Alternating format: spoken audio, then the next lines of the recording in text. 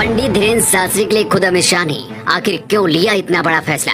बाबा के दुश्मन देखते रह गए और गृह मंत्रालय से बहुत बड़ा आदेश जारी हो गया। कौन है जो बाबा बागेश्वर को मारना चाहता है? बाबा बागेश्वर जब बिहार गए थे उस दौरान तेज प्रताप यादव ने उन्हें धमकी दी थी। तेजू भैया तो कुछ नहीं कर पाए, लेकिन बिहार से लौटते ही बाबा बागेश्वर की सुरक्षा के लिए केंद्र सरकार ने वायु श्रेणी का दल भेज दिया। आदेश सीधा गृह मंत्रालय से टाइप होकर आया। धीरेन्द्र शास्त्री के बिहार जाने के बाद से ही इस बात का अंदाजा हो गया था कि अब कुछ बहुत बड़ा होने वाला है। दिल्ली तक हलचल बढ़ी तो खुद धीरेन्द्र शास्त्री के लिए मोदी सरकार को आगे आना पड़ा। दिल्ली गृह मंत्रालय से बंद लिफाफे में एक आदेश देश के सभी राज्यों के मुख्यमंत्रियों के पास भेज दिया गया।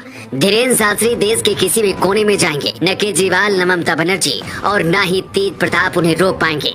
3 दिन पहले ही धीरेन्द्र शास्त्री ने लोगों के बीच मध्य प्रदेश में एक ऐलान करते हुए कहा था कि तुम मेरा साथ दो, मैं तुम्हें हिंदू राष्ट्र दूंगा। क्या मोदी शाह वही चाहते हैं जो धीरेन्द्र शास्त्री ने ऐलान किया है कि अगले 1 साल में भारत को हिंदू राष्ट्र घोषित कर दिया जाएगा? और 2024 से पहले मोदी शाह का प्लान क्या है? आपके सारे सवालों के जवाब इस 2 मिनट की रिपोर्ट में आपको मिल जाएंगे। बाबा बागेश्वर ने जब से हिंदू देश बनाने की मांग शुरू की है उसके बाद से कट्टरपंथी मुस्लिमों के निशाने पर है। लेकिन सबसे ज्यादा हद तो तब हो गई जब बिहार सरकार के मंत्री तेज प्रताप यादव ने बिहार में नहीं घुसने की धमकी दी थी। इतना ही नहीं, बाबा को रोकने के लिए तेज प्रताप यादव ने अपनी एक खुद की आर्मी बनाई थी।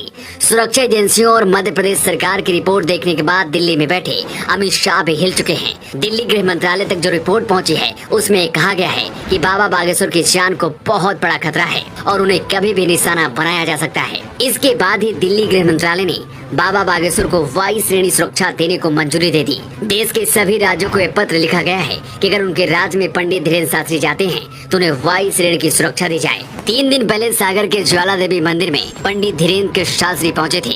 आसपास के लोगों को जब इस बारे में पता चला तो सड़क पर ही हजारों लोग इकट्ठा हो गए। इन सभी लोगों ने बाबा को देखकर जय श्री राम के जयकारे लगाने शुरू कर दिए। इसी दौरान अपनी कार की सनरूफ पर खड़े होकर बाबा ने एक बहुत बड़ा ऐलान कर दिया। धीरेन्द्र शास्त्री ने कहा कि भारत हिंदू राष्ट्र बनकर रहेगा। हम तुमसे कहते हैं कि अपनी आने वाली पीढ़ियों के लिए जाग जाओ, वरना राम मंदिर को कोई पूजने वाला नहीं रहेगा।